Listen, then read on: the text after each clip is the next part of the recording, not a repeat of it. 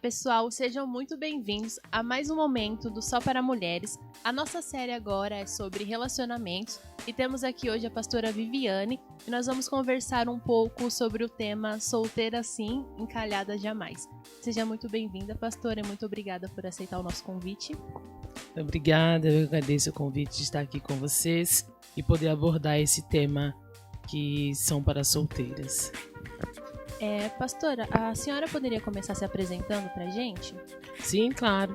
Meu nome é Viviane, eu tenho 39 anos e solteira sim. Pastora, a senhora poderia contar para a gente como foi o processo da sua conversão? A conversão, na realidade, a minha família, ela sempre foi muito religiosa, porém nós não conhecíamos a Jesus de verdade. E eu sempre recebia convites de uma amiga para visitar uma determinada igreja, e eu sempre rejeitei esse convite porque eu achava que aonde eu estava supria uma necessidade minha, né? Porém, eu estava passando por uma fase de muitos conflitos. E eu era muito nova, eu não me lembro exatamente a idade, mas entre 13 e 14 anos, mais ou menos. E muitos conflitos internos. E teve um dado momento que ela me fez o convite novamente para ia ter inauguração dessa igreja em específica, no bairro onde eu morava. E a única coisa que veio na minha cabeça quando ela me fez o convite foi: eu vou para essa igreja porque com esses conflitos todos que eu tô tendo interno, isso só pode ser demônios. Eu achava que era demônios, né?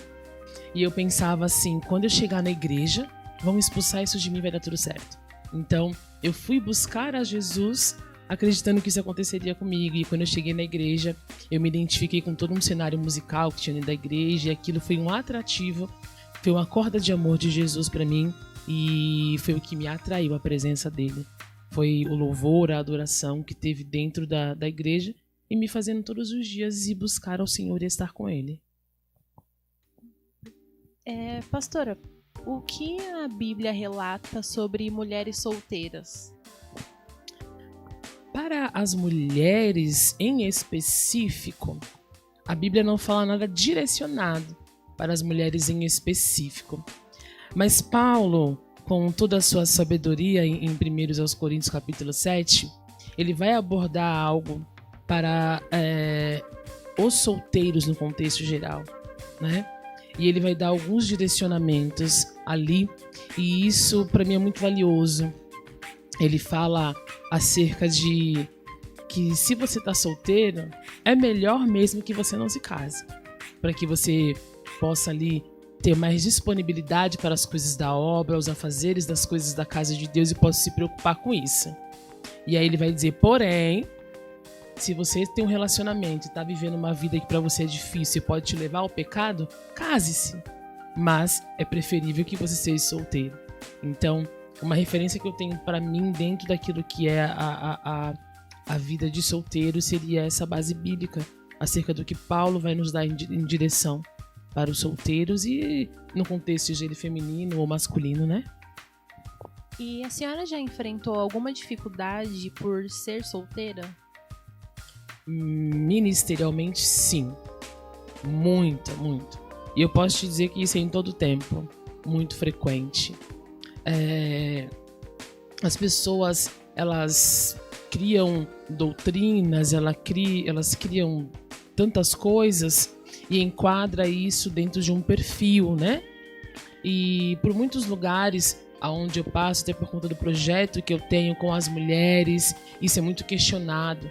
Mas como você trabalha com mulheres, você tem uma vida com mulheres e você é solteira, como que isso acontece?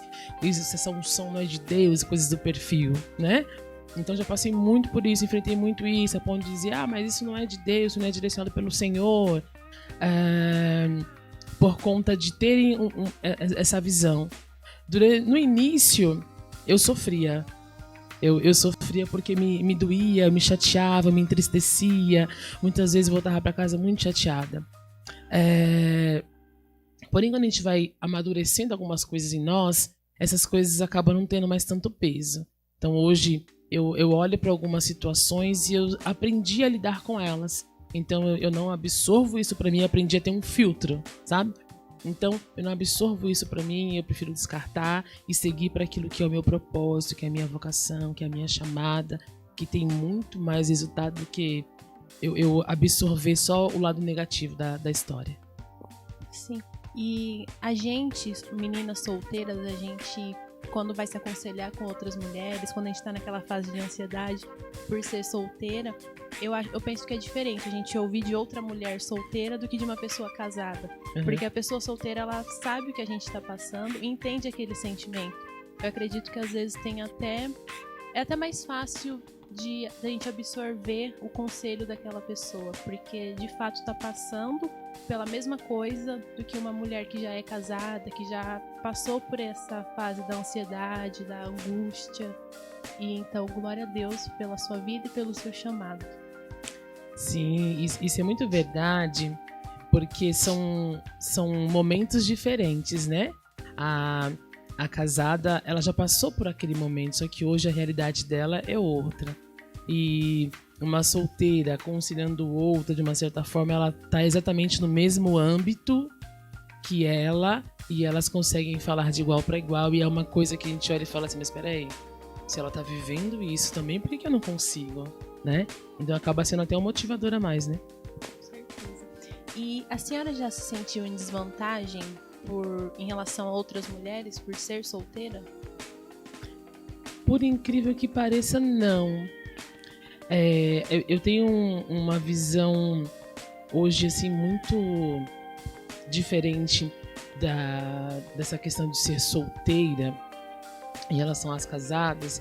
Eu não me vejo de uma desvantagem.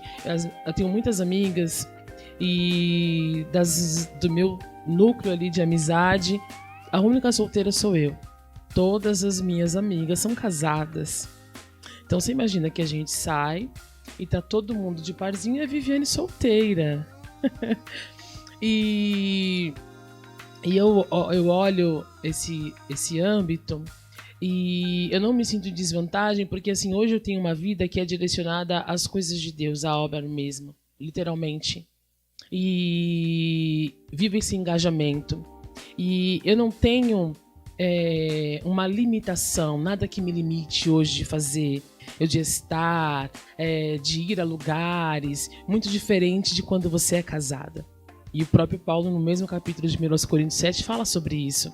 Quando você se casa, a sua preocupação agora é outra. Então você tem que se dedicar ao seu marido, à sua casa, às suas questões familiares agora, que passa a ser o seu primeiro ministério. E ali você se engaja mais. E como eu tenho uma vida voltada à obra, eu vejo que, na minha visão hoje de solteira, eu vejo que quem está em desvantagem são as casadas e não as solteiras. Por quê? Porque eu posso ir e vir a qualquer momento, qualquer lugar. Se eu precisar ir para uma vigília, eu vou. Se eu quiser subir ao monte para orar, eu vou. Se eu quiser passar um determinado período de tempo ausente de casa, eu não tenho nada que me limite. Fazer um trabalho social. Então, é muito diferente. Quando você está casado, você tem alguma limitação. Eu não posso porque eu tenho um esposo me esperando. Eu não posso porque eu preciso me preocupar com algum afazer doméstico, eu tenho um filho para cuidar. Então eu não consigo me sentir em desvantagem por essas razões. E a gente sabe que algumas vezes o fato de ser solteira pode causar uma solidão, um sentimento de solidão. Qual conselho a senhora daria para essas mulheres solteiras que estão passando por isso? A solidão. Dizer que ser solteira é tudo muito comum e não ter a solidão, isso seria uma hipocrisia, né? Isso acontece, é fato e é real. Nós somos almáticos e vamos sentir isso, né? A única coisa que é muito preocupante relacionada à solidão é que, assim, ela vem trazendo a ausência de alguém ali, né? Para caminhar com você, para dividir uma história. Porém, muitas vezes, na ânsia de ter alguém para suprir essa necessidade, a gente acaba errando. Sabe aquela coisa de assim, estou com muita fome, chegou em casa, está cheio de fome. Mas aí você não come arroz, mas só tem arroz. E aí, por estar com muita fome, você acaba comendo qualquer coisa só para saciar uma necessidade. Esse é o perigo da solidão. Se você não souber administrar as suas emoções e não tiver aquilo que é o fruto do espírito mesmo, domínio próprio, você, na ansiedade de suprir uma necessidade emocional, por causa da solidão, você acaba se relacionando com qualquer pessoa, com qualquer coisa, apenas para saciar ou suprir aquela necessidade de momento. Então, esse é o perigo da solidão. E se eu puder dizer algo para as meninas relacionada a isso, eu digo para você, cuidado no momento de solidão com essa questão. Muitas vezes o fato de querer tanto pode fazer você comer uma comida estragada, alguma coisa que não vai te cair bem. E nesse momento de solidão, se relacionar com alguém só para suprir uma necessidade é um grande perigo, porque é uma escolha para uma vida inteira. Pastora, puxando um pouco isso, qual dica também, ou qual conselho você poderia nos dar sobre realmente essa questão da escolha? Porque eu vejo que a gente pensa que só para uma pessoa, às vezes, ela ir para a igreja no culto de domingo ou se dizer cristão, aquela é a escolha certa. Ou, às vezes, por uma pressão da sociedade, por dizer que você precisa casar, você precisa se relacionar, tem toda aquela coisa e acaba escolhendo realmente uma escolha errada, que vai ser a segunda maior escolha da nossa vida. Então, como escolher a pessoa certa? Olha, nós não acreditamos em predestinação, né? De que vai ter alguém específico para alguém. Nós acreditamos sim naquilo que são as escolhas. Deus, ele nos dá essa opção de escolher e ele abençoa. Mas como o casamento ele é algo que é para uma vida inteira, a nossa escolha ela tem que ser muito bem acertada. Porque se ela foi errada, não tem como você voltar atrás e corrigir.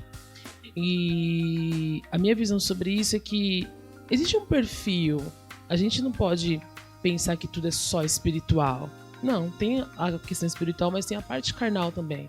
Então vamos começar pela parte física. Pela parte física, você vai se relacionar com alguém que não te atrai, que você não acha bonito, que você não goste? Não. Então, qual que é o seu perfil físico? Traça isso, idealiza o que você gosta. Idealizou? Agora sobre caráter, personalidade, tudo isso também conta. Defeitos, tem defeitos que você tolera, que você vai conseguir conviver com isso? Qual tipo de defeito que para você é inadmissível? Né? Tudo isso conta, vai traçando um perfil. Eu, por exemplo, não gosto de pessoas grosseiras. Então, um homem grosseiro comigo, ele já está descartado, já começa daí. Então, vai traçando o perfil daquilo que você quer. E traça um perfil dele em Deus. Ele com Deus, como tem que ser? É um homem de oração? É um homem de prática? É um homem de jejum?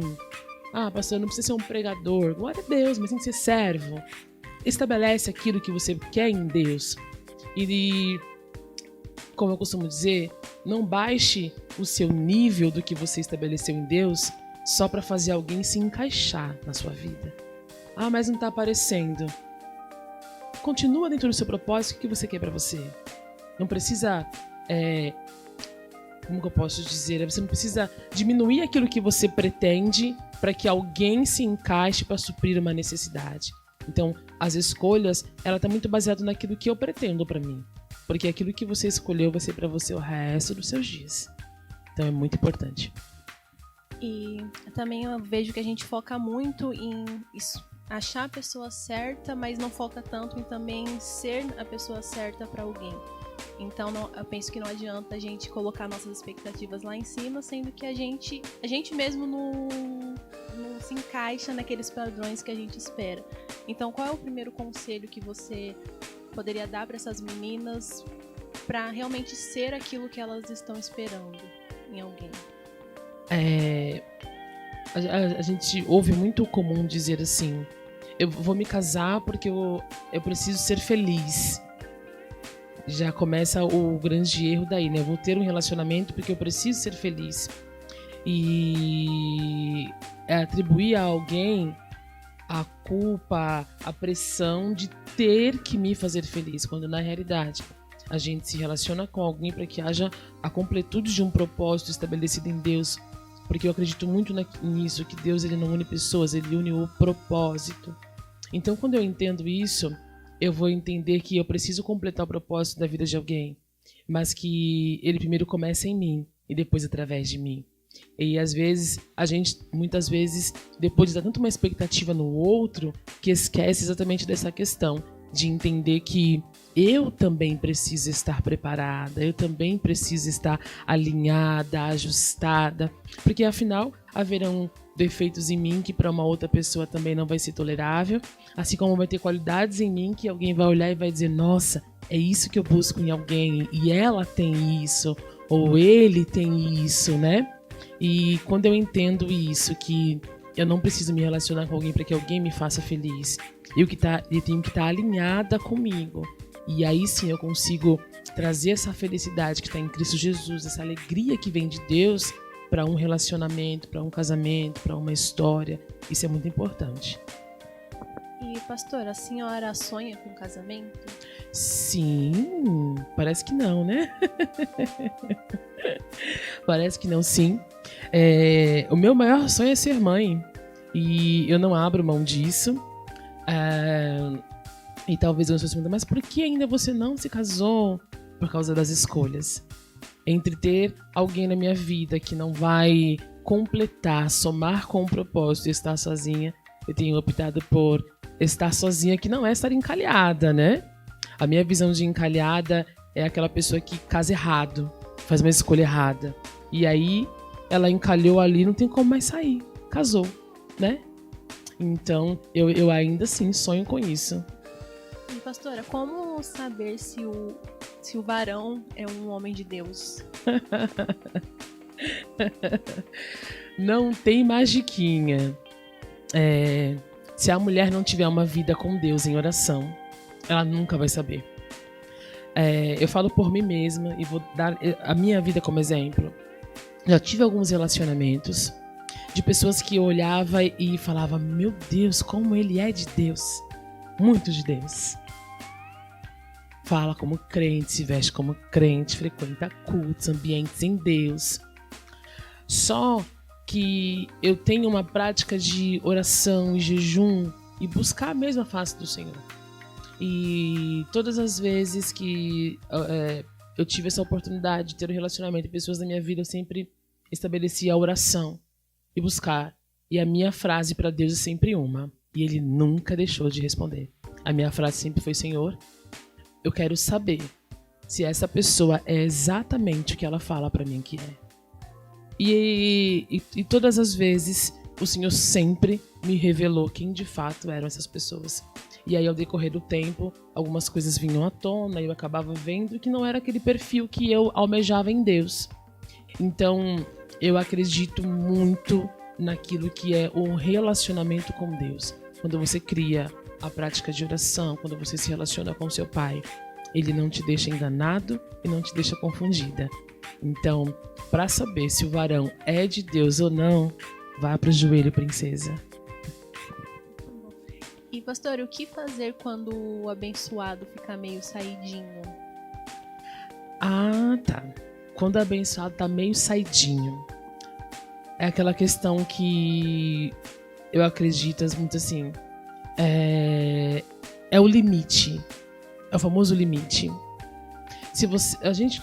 A gente tem que entender que, assim, nós mulheres, nós somos o jardim fechado do Senhor.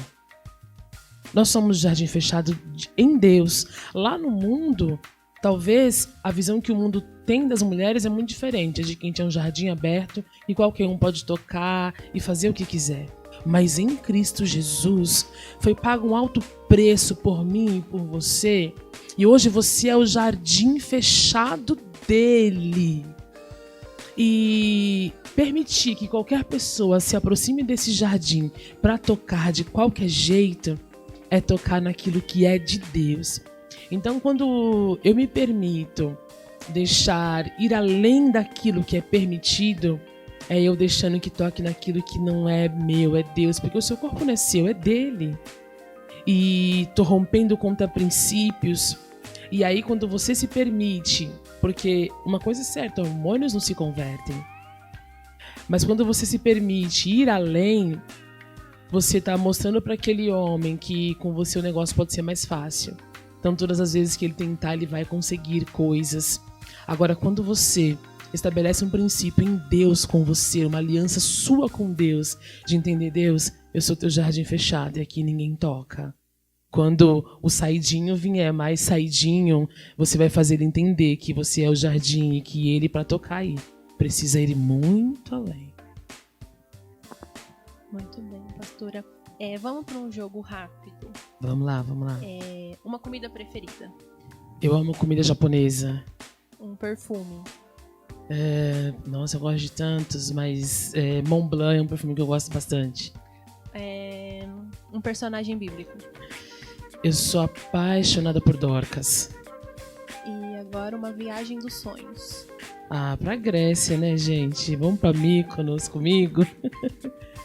E, pastora, pra gente finalizar esse momento, você gostaria de deixar algum recado para as mulheres que estão nos assistindo? Para as mulheres que estão nos assistindo e para as solteiras em específico, eu quero te dizer assim, minha querida, espera com paciência no Senhor. A gente nunca erra por esperar, a gente nunca erra por aguardar em Deus. Eclesiastes 3, Salomão vai dizer algo com toda a sabedoria do mundo, vai dizer que há tempo para todas as coisas. Então, às vezes, na nossa ansiedade de ter alguém, porque todo mundo está se relacionando, todo mundo está casando, todo mundo está tendo, todo mundo está constituindo, a gente se sente, às vezes, na opressão de ter que constituir e ter também. Só que, sabe aquela frase de mãe? Você não é todo mundo? Isso é muito válido. Então, aprenda a esperar em Deus, aguarde no Senhor e não deixe de buscar em oração, de ter a prática da oração, que é a única forma do Senhor te responder e te guiar dentro daquilo que já é o teu relacionamento em Cristo Jesus. Pastora, muito obrigada. Essa conversa me edificou muito. Imagino que com certeza também vai edificar as mulheres que estão nos assistindo. Amém. Nós agradecemos muito o seu convite. E nós ficamos por aqui, mais um episódio da nossa série Só para Mulheres. Espero que vocês tenham sido abençoadas. Se você gostou, curte, comenta, compartilha e mande esse vídeo para alguma mulher solteira que você quer que também seja abençoada. E até a próxima.